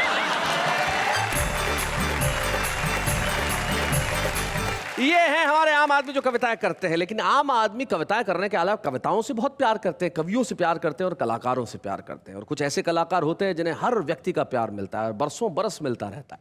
आज के हमारे इस एपिसोड में एक ऐसे खास मेहमान को हम बुलाने जा रहे हैं जो कविता पे भी अपनी पकड़ उतनी ही मजबूती से रखते हैं जितनी अभिनय पे। None other than Rakesh Bedi.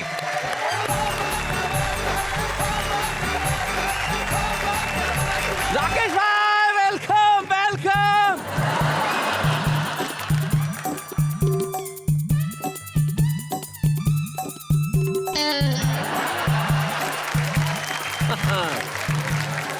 हाँ बहुत अच्छे, आप गले मिल रहे हो, पहले मिल लेते क्या मिला वहां जाके। हाँ उम्र का एहसास दे दिया, आशीर्वाद। कभी कभी गलती हो जाती है इंसान। वेलकम राकेश बेदी। नेहा जी एक बात बोलूं आपको जी, वाकिफ थे हम आपकी हर एक चाल से, वाकिफ थे हम आपकी हर एक चाल से, तो पहले ही से घर में मैं खाना बना लिया। ओहो, हमने तो चाहा था कहानी कोई बने, पर आपने ही बात का फसाना बना लिया। सारे देश को मैं बता देना चाहता हूँ कि राकेश बेदी जितने दिग्गज हास्य अभिनेता है, भीतर से उतने ही बड़े कवि और शायर हैं। उनका ये रूप जमाने के सामने नहीं आया। हम एक ऐसे ही दिग्गज को आज आपके समक्ष पेश कर रहे हैं जिनका नाम अभिनेता राकेश बेदी नहीं, कवि राकेश बेदी। जोरदार तालियों से स्वागत करते हैं। एक बार अपनी गली में ऐसा एक चांस हो गया। अच्छा। एक विधुर को एक विधवा से रोमांस हो गया। ओहो, विधुर जिसकी पत्नी का देहांत हो गया। विदुर 6 साल से विदुर था और विधवा 4 साल से। जी। विधवा थोड़ी तंग हाल थी पर विदुर लैस था माल से। वाह, ये कॉम्बिनेशन हो तभी आजकल प्यार होता है, वरना बिना माल वाला आदमी तो बेकार होता है। क्या बात है, बहुत बढ़िया, बहुत अच्छे। 6 बजते ही विदुर निकले घर से, लगाए इतर फलेल, कुर्ते में गुलाब, हाथों में कबाब, सर पे चमेली का तेल। उधर विधवा 5 बजते ही बैठे बालकनी में होके तैयार, गली के कई लड़के उसने कर रखे थे बीमार। 2-4 शादीशुदा भी आंखें सेकते थे बीवी से नजरें बचा के, पकड़े गए तो पिट जाते थे बीवी के हाथ घर जाके। रोज शाम को विदुर विधवा के घर नियमित जाए। अच्छा, नियमित। रोज शाम को विदुर विधवा के घर नियमित जाए, वहीं खाए, वहीं पिए, वहीं पे सारी शाम बिताए। मैंने बोला ये रोज शाम का नाटक छोड़ो, तुम उसको भाव में भर लो, तुम विदुर हो, वो विधवा है, दोनों शादी कर लो। और क्या बात है, बहुत अच्छे। पॉजिटिव। यही तो मेरी प्रॉब्लम है कि शादी करते ही उससे बोर हो जाऊंगा। यही तो मेरी प्रॉब्लम है कि शादी करते ही उससे बोर हो जाऊंगा। दिन तो मेरा कट जाएगा, पर शाम को किधर जाऊंगा। ये तो आपका एक वो रूप है राकेश भाई, जो आप अपने हास्य की बातें करते हैं। लेकिन मुझे मालूम है आपने एक कविता, जब हमारी पिछली मुलाकात हुई थी तब आपने बताया था कि एक कविता आपने उस युवा वर्ग के लिए लिखी जो निराश होके आत्महत्या जैसा रास्ता चुन लेता है। जी। और प्रेम में निराश होके। प्रेम में निराश हो। तो आपने एक कविता कही थी, मैं चाहता हूँ वो कविता जरूर सुनो। हाँ, वो एक लड़का था यंग, तो उसको मोहब्बत हो गई, तो मैंने कुछ उसको सुसाइड करने से रोका इस नज़म के जरिए। जी इरशाद। कि जान देना इश्क में होती है एक अदा। क्या बात। जान देना इश्क में होती है एक अदा, क्यों किसी के वास्ते यूं मर ही जाइए। वाह वाह, बहुत अच्छे। हम भी गुजरे हैं राहे इश्क से हुजूर, वाह। यूं ना रो रो कर हमें आप समझाइए, और मरने वाले आप अकेले ना होंगे। मरने वाले आप अकेले ना होंगे, घर जाइए और माँ से नजरें मिलाई। हाय हाय हाय हाय हाय भाई, वाह वाह वाह भाई, बहुत बढ़िया राकेश जी, बहुत अच्छे। क्या बात है। छोड़िए किस्से कज़ा के कहर के जहर के। वाह वाह, कज़ा यानी कि मौत। छोड़िए किस्से कज़ा के कहर के जहर के, हो सके तो जिंदगी को अपनाइए, और हम सफर इस सफर में जो खो गया, हम सफर इस सफर में जो खो गया, तो फिर किसी को देखकर मुस्कुराइए। क्या बात है भाई, वाह वाह वाह। चांद हो, हवा हो, साहिल हो, और वो भी ऐसा मंजर सोच कर दिल बहलाई। हाय हाय हाय हाय भाई, वाह वाह वाह वाह वाह वाह वाह वाह वाह। जाते जाते राकेश जी, दिल नहीं भर रहा है आपकी, अगर वो कमी न रही तो वो वाली कविता जरूर सुना दीजिए। इतना भी ना संभल के चल, इतना भी ना संभल के चल, इतना भी ना संभल के चल, थोड़ा सा कहीं फिसल। क्या बात है। इतना भी ना संभल के चल, थोड़ा सा कहीं फिसल, तभी तो जिंदगी के साथ होगी मुलाकात। एहतियात बरतता जाएगा, एहतियात यानी प्रिकॉशन। जी। एहतियात बरतता जाएगा तो किससे क्या टकराएगा। क्या बात है। तो कैसे अजनबी के साथ होगी मुलाकात। तो कैसे अजनबी के साथ होगी मुलाकात, क्या बात है भाई, वाह। इतना भी ना संभल के चल, थोड़ा सा कहीं मचल, तभी तो एक खुशी के साथ होगी मुलाकात। बढ़िया बढ़िया। बाहर निकल और बाहें फैला, बाहें फैला के उसे बुला, तभी तो जिंदगी के साथ होगी मुलाकात। क्या बात है, वाह वाह वाह। इतना भी ना संभल के चल, किसी के गम में जरा सा ढल, तभी तो एक नमी के साथ होगी मुलाकात। हाय हाय, क्या बात है। सब कुछ ही पाता जाएगा तो खोने का मजा क्या आएगा, तो कैसे एक कमी के साथ होगी मुलाकात। हाय हाय, बहुत बढ़िया राकेश जी। इतना बिना संभल के चल, तो सुन या कह कोई गजल, तभी तो शेर व शायरी के साथ होगी मुलाकात। ना सुनेगा ना सुनाएगा, तो जीने का मजा क्या आएगा, तो कैसे बेकली के साथ होगी मुलाकात। क्या बात है। इतना बिना संभल के चल, तू छोड़ वो कल और जी ये पल, क्या बात। तभी तो इस घड़ी के साथ होगी मुलाकात। उस पल में जीता जाएगा तो इस पल से क्या पाएगा। हाय हाय हाय, क्या बात है। उस कल में जीता जाएगा तो इस पल में क्या पाएगा, तो कैसे चला चली के साथ होगी मुलाकात। इतना बिना संभल के चल, थोड़ा सा। यकीन मानिए राकेश भाई, आपकी ये दोनों कविताएं लाजवाब। अरे सर, जिस ढंग से आपने सुनाई और जो एक संदेश उन कविताओं में था वो अद्भुत था। हम आपको और कुछ नहीं दे सकते राकेश जी, लेकिन आज इस मंच पे आपके कविता प्रेम के लिए, आपकी कविता की यात्रा के लिए, आपके भीतर के कवि के लिए हम आपको एक सम्मान देना चाहते हैं। आइए हम मिलकर सम्मानित करें राकेश बेदी को। बूढ़े हैं, नर है या नारी है, हंसी देने वालों के सब ही आभारी है, कविता सुनाने वाले अब सबके साथ है। क्या बात है, क्या बात है। असली सम्मान तो अब मिला है।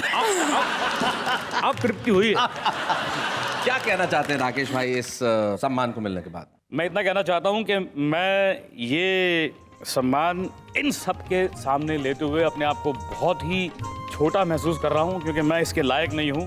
इसके काबिल ये लोग हैं, तो मैं इनके सामने ये मुझे लेते हुए बहुत ही अजीब सा लग रहा है। मैं इसके काबिल नहीं हूं। एक मेरा लिखा हुआ शेर है, मेरा लिखा हुआ है, पूरी गजल है, उसका एक शेर है जी। हर दिल में छुपा रहता है एक दर्द का आशार।